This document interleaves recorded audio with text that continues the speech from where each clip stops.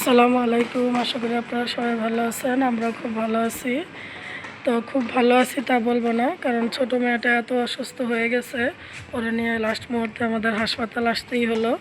তো আজকে তো ঈদের পরের দিন, অত ডাক্তার নেই, তো সেজন্য হাসপাতালের ইমার্জেন্সি ডাক্তার দেখাইতে নিয়ে আসছি। এখন সেই ইমার্জেন্সি ডাক্তার দেখাবো। মেয়ে ঠিক করে হাঁটতেও পারতেছে না, একদম ক্লান্ত হয়ে গেছে, দুর্বল হয়ে গেছে, কিন্তু ফাঁকা জায়গা দেখে দেখেন এখন হাঁটাহাঁটি করতেছে। তো এখন ডাক্তার হাসপাতালে ঢুকবো। আর বাবা গাড়ি পার্কিং করতে গেছে, তো হাসপাতালে চলে আসছি। আমাদের কাছেরই হাসপাতাল, মনসুর আলী হাসপাতালে আসছি।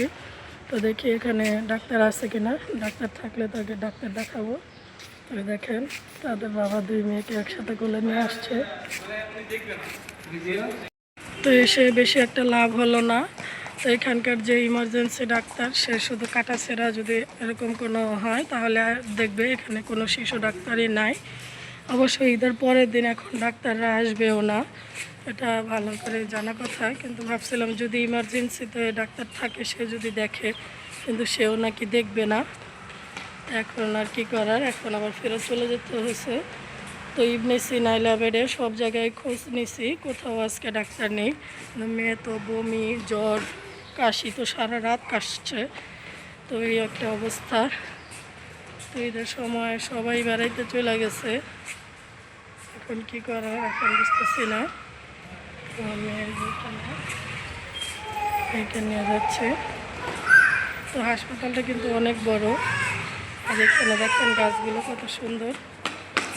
তো এগুলো দেখে লাভ নাই, মেয়ে তো অসুস্থ, মেয়ের এরকম অবস্থা কিছুই ভালো লাগতেছে না, সব কিছুই খারাপ লাগতেছে। মেয়ে সারা রাতে অনেক কষ্টে, একদম দেখেন হাঁটতেছে এখনও জ্বরের ওষুধ খাওয়ার পর একটু ভালো লাগতেছে। তো এখানে কাঁঠাল গাছে তো ভালো কাঁঠাল ধরছে,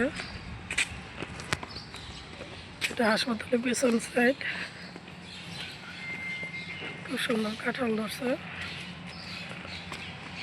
এখানে গাড়ি রাখছে, তো নাই, দুর্ভাগ্যবশত ডাক্তার নাই, তাই কিছুই করতে পারতেছি না। তো এটা হচ্ছে নার্সিং হোমের হোস্টেল, এটা মেডিকেল কলেজ। এখন বের হয়ে যাবো এখান থেকে। তো ইমার্জেন্সিতে কোনো ডাক্তার না পাওয়ার কারণে বাসায় চলে যায়। দেখি আজকে কী অবস্থা। মেয়ের তো টানা 3 দিন জ্বর হচ্ছে, এর সাথে বমি আর কাশি তো আছেই।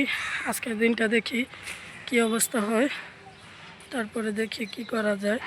তাই আমাদের যে সবসময় ডাক্তার, তাকেও ফোন দিলাম, সেও আজকে বসে নেই, তো কিছুই করার নাই। তো সবাই আমার মেয়ের জন্য দোয়া করবেন, ভালো থাকবেন, সুস্থ থাকবেন, সবাই আমার মেয়ের জন্য দোয়া করবেন। আল্লাহ হাফেজ।